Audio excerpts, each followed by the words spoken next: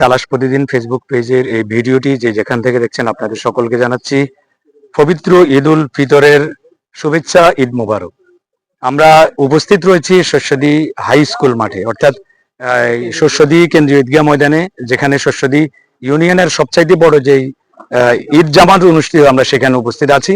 আমরা আপনাদেরকে যে বিষয়টি এখান থেকে জানিয়ে দিতে চাই সেটি হচ্ছে যে আজকে বিকালে হঠাৎ করে বৈরী আবহাওয়া হওয়ার কারণে অনেকেরই জনমনে একটা সংখ্যা বা শঙ্কিত যে আগামীকালকে এখানে ঈদের নামাজ যথাসময়ে মানে এটা হবে কিনা।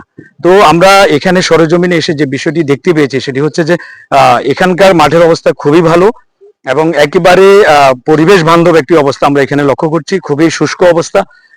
এখন থেকে যদি রাতে যদি আবহাওয়ার পরিবর্তন না হয়, অনাকাঙ্ক্ষিত কোনো পরিস্থিতি যদি আবহাওয়াতে না ঘটে, সেক্ষেত্রে স্বাচ্ছন্দ্যে যারা ধর্মপ্রাণ মুসল্লিরা রয়েছেন তারা এখানে তাদের কাঙ্ক্ষিত যে ঈদ জামাত সেটি তারা আদায় করতে পারবেন। তো এই যদি মাঠে কোনো পরিস্থিতি নামাজের যদি তৈরি নাও থাকে, সেক্ষেত্রে এখানকার ঈদগাহ কমিটি যারা রয়েছেন তারা কিন্তু বিশেষ করে হাই স্কুলের যে হলগুলো রয়েছেন এবং যে মসজিদ, সব মিলিয়ে এখানে ঈদের নামাজ হবেই হবে। এটি হচ্ছে তাদের আসলে ফাইনালি বার্তা। কেন্দ্রীয় ঈদগাহে ঈদ জামাত অনুষ্ঠানের জন্য সকল প্রকার প্রস্তুতি আমরা সম্পন্ন করেছি এখানে সবাই সহযোগিতায়। তো আমরা এখনো পুরোপুরি প্রস্তুত।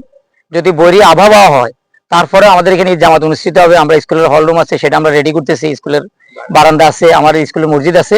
যে কোনো পরিস্থিতিতে আমাদের শস্যদী কেন্দ্রীয় ঈদগাহে ঈদ জামাত অনুষ্ঠিত হবে এবং কোনো প্রকার শঙ্কা না রেখে সবাইকে আমাদের আগামীকাল সকাল 9টায় আমাদের ঈদ জামাত অনুষ্ঠিত হবে এবং সকাল 9টার আগে সবাইকে আমাদের শস্যদী কেন্দ্রীয় ঈদগাহে চলে আসার জন্য বিনীত অনুরোধ করতেছি। আবহাওয়া যদি এরকম স্থিতিশীল থাকে, ইনশাআল্লাহ আমরা মাঠেই নামাজ পড়বো। কারণ মাঠে নামাজ পড়ার মধ্যে একটা আলাদা আনন্দ, আবেগ এবং আমাদের ধর্মীয় যে অনুভূতি, সেটারও একটা সবাই মিলে আমরা কোলাকুলি করি, সবার সাথে সবার সাক্ষাৎ হয়, দেখা সাক্ষাৎ হয়। তো যদি আমরা আশা করছি যে আবহাওয়া ভালো থাকবে। যদি কোনো কারণে সামান্যতম সমস্যা থাকে, আমরা বিকল্প ব্যবস্থাও আমাদের এখানে ওনারা রেখেছেন। তো আমরা আশা করব যে এই ঐতিহ্যটা বজায় থাকবে এবং ভবিষ্যতে আরো ভালো ব্যবস্থাপনা সরকারের সহযোগিতা নিয়ে হোক, আমাদের ব্যক্তিগত বা প্রত্যেকের অংশগ্রহণের মধ্যে দিয়ে হোক, আমরা এখানে আরো বেটার ব্যবস্থা আমরা করব।